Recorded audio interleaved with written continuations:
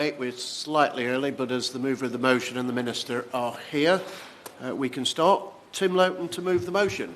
Thank you very much, Mr Robertson. I beg to move that this House has considered a registration scheme for drone users. And I'm grateful for the opportunity to raise this issue. And I recognise that it may appear something of a specialist subject, but I was rather swamped, or perhaps I should say swarmed, with a barrage of emails and letters from drone operating constituents back in May and June, coinciding with the Civil Aviation Authority's consultation document on changing the proposals for a drone registration scheme. That consultation closed on June the 7th, and we're awaiting the government's response to it, which, again, it would be useful to hear from the Minister when that's likely to be, given that the intention was for the registration scheme to open from October the 1st of this year, so it's not far away.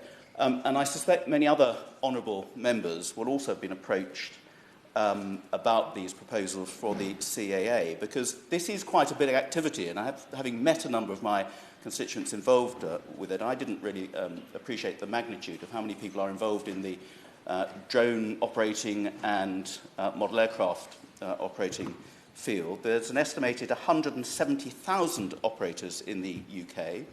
That includes 600,000 model aircraft operated by 40,000 members of the four main UK model flying associations. They are the BMFA, which is the British Model Flying Association, the LMA, the Large Model Association, the SAA, the Scottish Acro Modelers Association, and the FPV UK, the Flying Model Aircraft and Drone Membership. We're going to get lost in acronyms here, Mr Robinson, as we go along, I fear. So this is a big activity, and that actually compares with just 20,000 manned aircraft on the UK aircraft register. So a lot more people are flying model aircrafts than are flying real ones in this country, and that figure is likely to get bigger. And the number of drones in that number has risen exponentially because of the greater availability and the easier affordability of multi-rotor drones over the last 6 or so years. You and I can go into high street shops and buy one of these craft for under £100. Whether you and I know how to operate the thing is another matter, and that's what I want to come on to. Now, the activity generally has a very good safety record and a largely responsible membership of those who are affiliated to the various clubs. Indeed, the most recent fatal accident involving a model aircraft occurred way back in 2003. So the evidence given to the Science and Technology Select Committee on the 26th of June by Andy Sage, the Chief Executive of the National Air Traffic Services, NATS, when he categorised drone operators as, I quote, clueless, careless or criminal, was unfair, inaccurate and insulting, and I'm pleased that he subsequently apologised for those comments. This is a growing and a legitimate activity, and we need to be able to accommodate it. But at the same time, I think we all recognise, Mr Robertson, that it brings with it criminal or potentially damaging and intrusive opportunities where a small minority will and are taking advantage.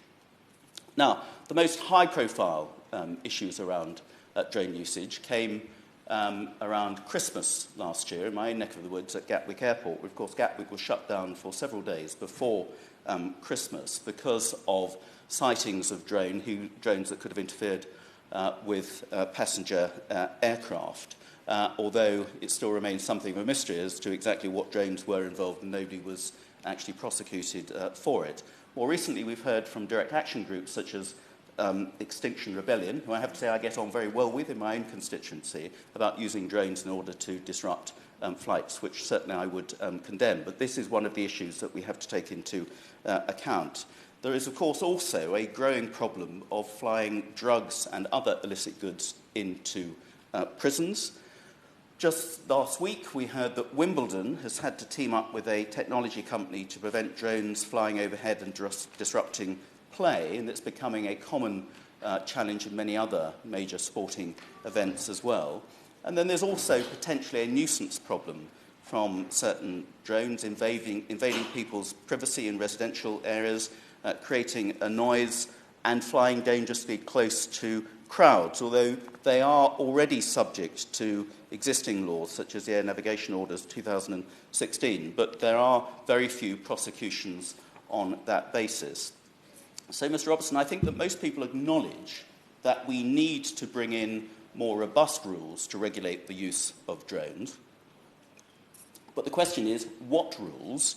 And the need for them to be fair and proportionate, and that's where many of my constituents quite rightly have concerns, and those are concerns which I share. I'll give way to the Honourable Lady first, and then the Honourable Gentleman. I'm very grateful. I'd like to congratulate him on securing this debate. On those issues of concerns, does he agree with one of my constituents who is an enthusiast for model aeroplanes and is concerned that, that while regulation around drone usage and the problems that it can cause should be tackled, that people who fly model aeroplanes and are now being asked to pay £16 a year shouldn't be caught up in this, and perhaps we should look at an exemption around model aeroplane use? I do. I'll be coming on to exactly that point, although it's £16.50, not £16, just to be particular about it. I'll give very clear one for Stroud. Just to build on that point, I mean, the people who fly model aeroplanes, radio-controlled, feel that the whole way in this has been handled has ignored them, and they were only brought in at the last moment. So I hope he's going to say some things about why they should be handled very delicately, because they've never been involved in any criminal activity, and they're almost feeling they're being criminalised.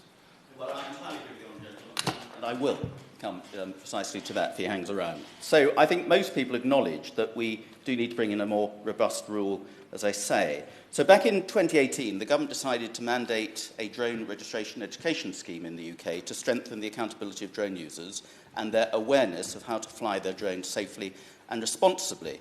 And fortunately, it was agreed after thinking differently originally, that the scheme should be to register the operator, not every individual aircraft or drone, which could have been a much more bureaucratic exercise. And to that end, the government are proposing that everyone in the UK operating drones or model aircraft between 250 grams and 20 kilograms in weight must register by the end of November of this year and take an online safety test or face a fine, and the scheme is going to be run by the Civil Aviation Authority. And the Civil Aviation Authority, as the Honourable Lady said, is proposing an annual charge of £16.50 per operator, supposedly to cover the cost of running the scheme, based on an estimate of 170,000 assumed registrations, which would raise something like £2.8 million, which is not a small sum. And they claim that they need to cover costs of IT service, which is hosting the system, IT security packages, major national drone safety and registration requirement campaign, variable costs that are being linked to user volumes, and ongoing upgrade of drone registration services, although there's not a lot of detail as to what those ongoing costs and why such a large amount of money is actually required. Now, I agree with the Honourable Lady, because certainly one of the main concerns by my constituents is why it's £16.50 and every year as well. Why not just an upfront fee for registration, and you don't need to keep re-registering? In the United States, when they brought in such a scheme, it was just $5 for 3 years. In Ireland, it was €5 for 3 years. And in France, they brought in a scheme for free as well. So it seems to be disproportionate to the experiences of other comparable countries. So our question to the Minister, first of all, why £16.50? Why as much as that?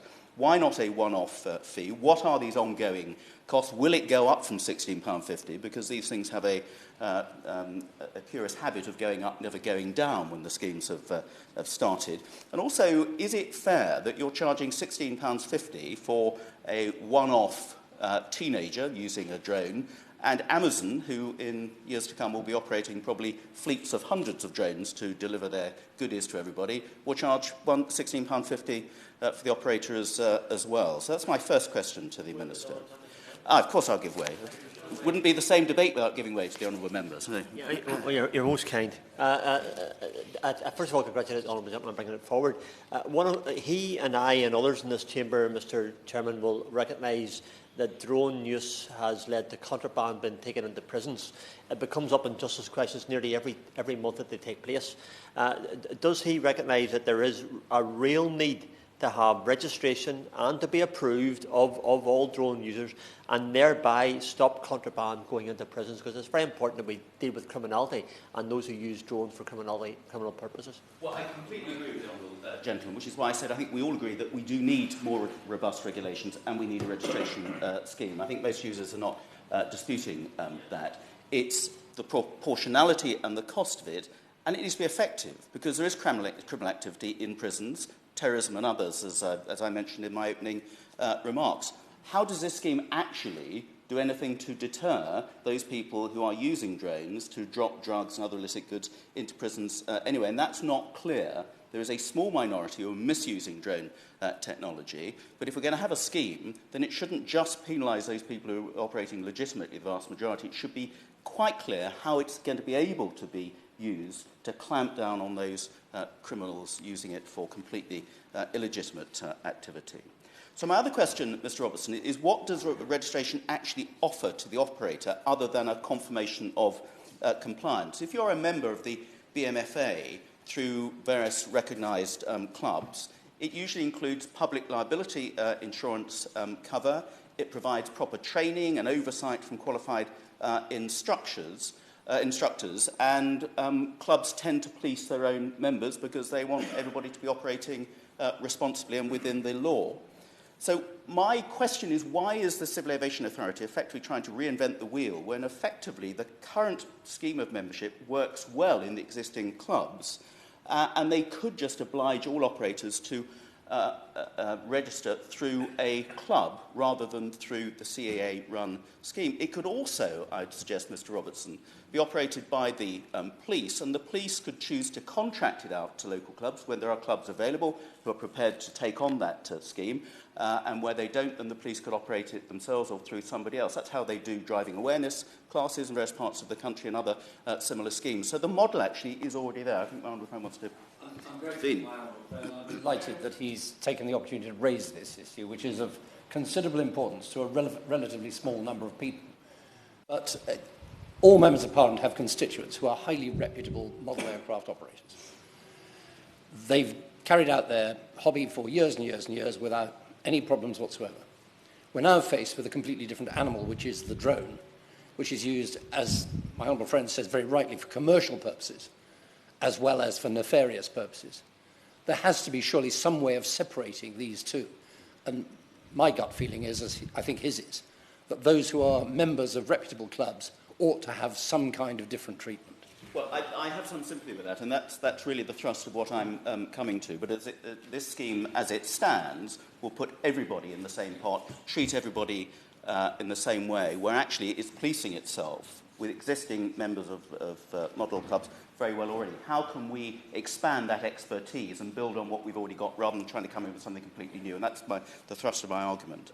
And indeed, under European Aviation Safety Agency rules, in France, for example, there are going to be powers to delegate registration and regulation to recognise local model flying clubs, and it's likely that we would want to go the same route in a few years' time. So why don't we start on that basis now? And surely we should be running a complementary scheme with other European countries.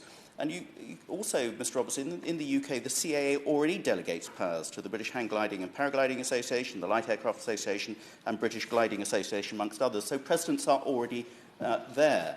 Now, the various flying associations had been working constructively with the CAA and Department for Transport, but they now claim that they've been rather stonewalled, as they put it, by both of those parties, particularly since the beginning of this year and post the Gatwick episode. And I think that's unfortunate. And they believe, as the Honourable Gentleman said, that the model flying community is being unfairly vilified for the actions of a small handful of unlawful drone operators, and it's easy to see why, and I have a great deal of sympathy with that. Now, some other concerns that have come up, Mr. Robertson, are the online test, which is a simple multiple-choice static test, not really a test, and not really a competence test, whereas if it were being carried out by clubs, they could actually make sure it was a proper test. They could be there in person to see that the operators really do know what they are doing. There's also many grey areas in the law, Mr. Robertson, about flying over private property or public land and enforcement of the law about flying too close to crowds. And again, proper instruction and tips and recommendations from flying clubs seem to be a good way of making sure we've got responsible operators. Also, should there be a differentiation between commercial operators and private hobby operators? And as I said, Amazon is likely to be operating loads of these commercially in the future, and surely they should be subject to perhaps a higher level and a more expensive level of regulation. I recently saw the first unmanned air taxi being trialled in Dubai, which I'm sure will become the norm before long. It looks a little scary at the moment, I have to say. But anyway, this is the sort of way, speed at which technology is advancing. I will, of course. I've got time, yes. I'm most grateful to him. I'm very glad that he's raised this. I led a debate in this place on drones and air procs incidents with drones in 2017, which had risen from 3 in 2015 to about 70 in 2017.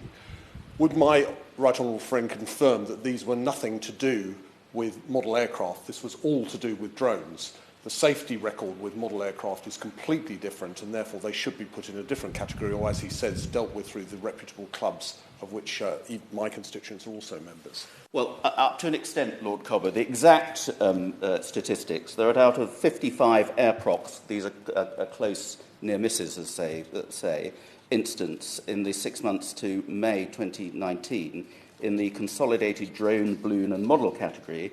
Out of those 55, drones accounted for 49, unknown objects, Martians, don't know what, accounted for 5, and balloons 1. So model aircraft were not anywhere near the level that drones are. And so it's clear why most model aircraft flyers who do not class themselves as drone operators will be caught up in the new system, feel particularly aggrieved. And there's also concerns around STEM education, because model flying and drone flying can be the gateway to STEM skills, providing a bottom rung to aviation by which young people can get inspired into technical careers. And I've been around many schools, and I have Shoreham Airport in my constituency, where they're working with schools on some of these skills around aircraft and model aircraft and so on as well, and that's something we want to encourage. There's also some inconsistency around age criteria about licences for various activities. And in this country, you have to be 16 to get a motorcycle racing licence, only 8 to get a level 1 powerboat licence, or 14 to be a solo glider. So, again, it's unclear how the 18 age originally suggested is going to work, and who will be responsible for a minor if there's damage committed when operating a drone uninsured, for example. There's also, Mr. Robson, quite a debate in the industry about the potential impact of a single drone colliding with a passenger aircraft. That's a whole different debate for another day. And the various options of interfering with radio signals for potential terrorist activity and so on. And there is this whole issue around geofencing, where drones have a capability to receive and transmit geofencing, which is a capability to receive and transmit a GPS signal to show where it is, so it would appear on the radar of anyone for illicit drone use. But the mass technology is just not available on a viable commercial basis for that just yet. So the issue here, Mr. Robertson, is whether the new scheme is proportionate, affordable and effective in supporting the legitimate model aircraft and drone operating community, whilst isolating and enabling better policing against a small number of unlawful drone operators and those determined to use drones for various forms of criminal activity. And there still seems to be a divide between the CAA and the department, and a letter to one of my constituents from the curiously not signed, but written by the drones team from the Department of Transport, which says in reply to my constituent, who's made many of the points that I've made, that the principle that the government set out in their January consultation responses still stands. Any alternative approach for model flyers must be achieved without imposing undue burden on the state and the taxpayer, whilst also being efficient and enforceable without compromising the integrity of the policy. A blanket exemption for registration and competency tests, or having the associations register their members into the registration system, as suggested in many of the consultation responses submitted by model flyers, will not meet these criteria. Well, I think that's unfortunate, because certainly the industry will say that they can meet those criteria, and they are prepared to be flexible. And the Chief Executive of the Association of Remotely Piloted Aircraft Systems, who I met earlier this week, has said, "We support registration, conspicuity and the requirements for airspace management. This will become increasingly important over the coming years as the use of drone technology increases and it's embedded into roles across multiple sectors. Drones will be acknowledged as delivering substantial benefits in the emergency services, environmental services and the commercial environment, as well as providing great recreational pastime enjoyed by many thousands of users. The issues we have are not with the concept of registration, but the quality, cost and therefore value for money that the current registration proposal appears to deliver to government and to the users required to register." Well, I agree with that, Mr Robertson.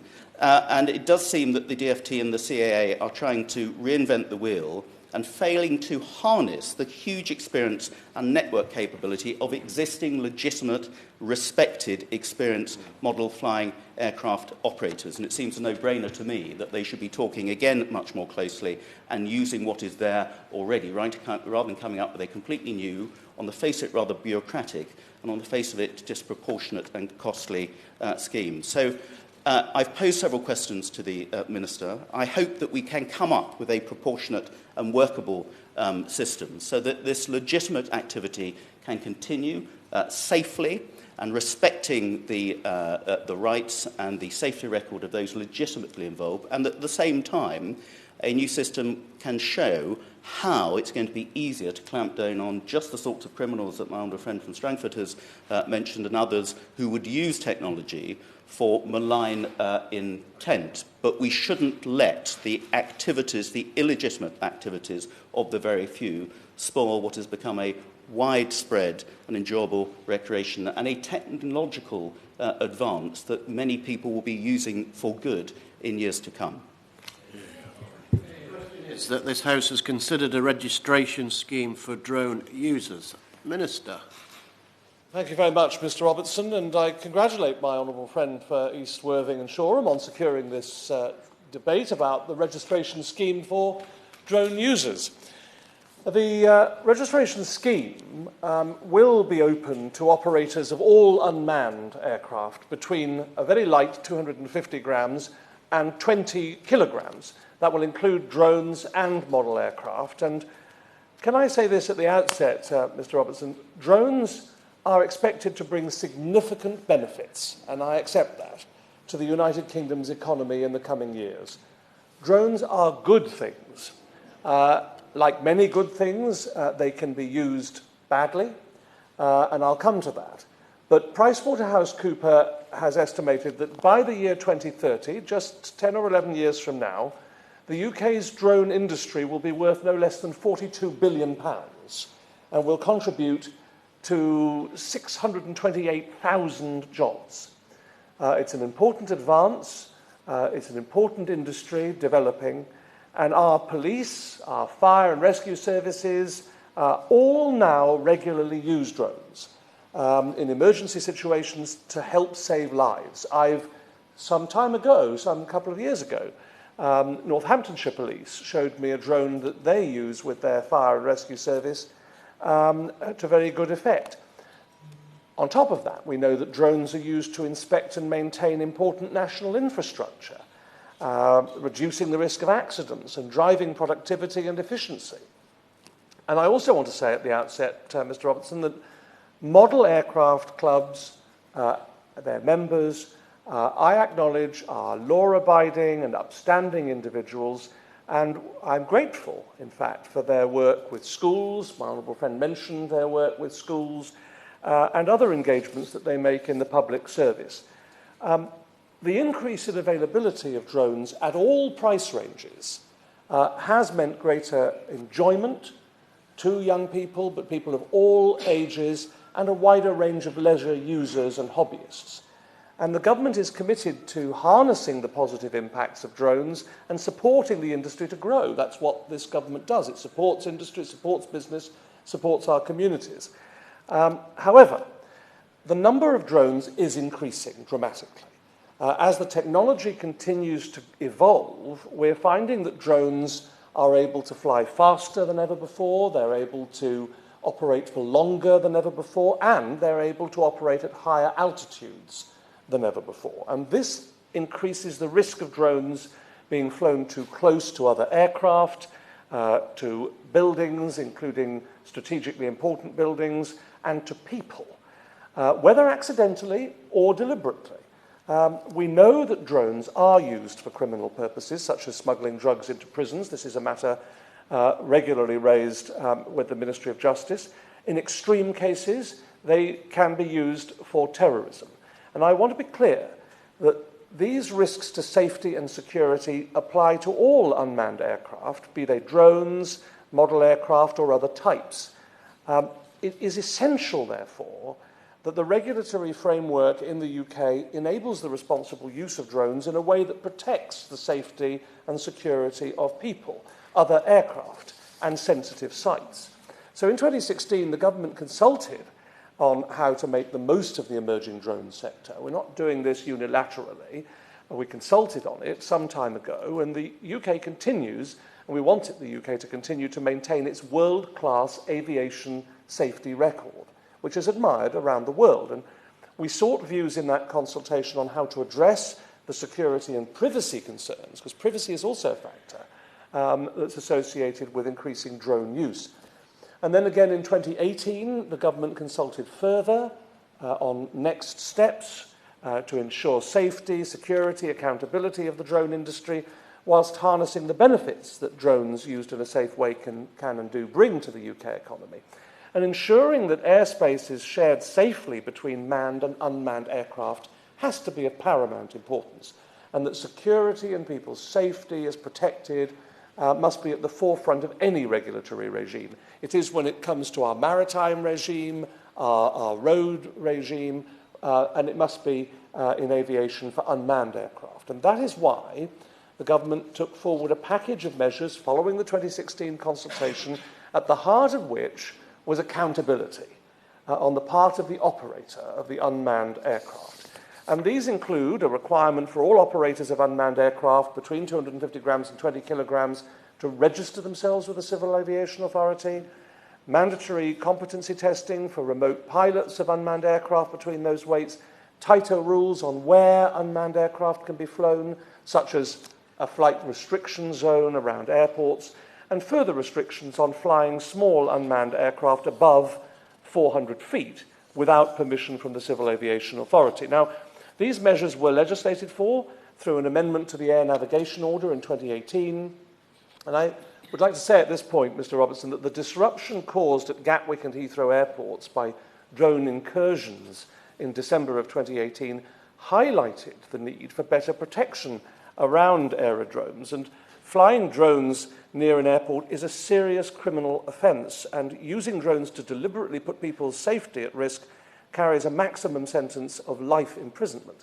And following the 2018 consultation, the government therefore legislated earlier this year to extend the flight restriction zone around aerodromes to better protect, in particular, aircraft on their approach and takeoff. And these are important issues. So in the limited amount of time I've got available, I want to focus now on the requirements for unmanned aircraft operators to register with the CAA and for remote pilots to undertake the competency tests. Because the requirements for registration and competency testing will come into force on the 30th of November this year. They'll make unmanned aircraft users within UK airspace more accountable for their activity.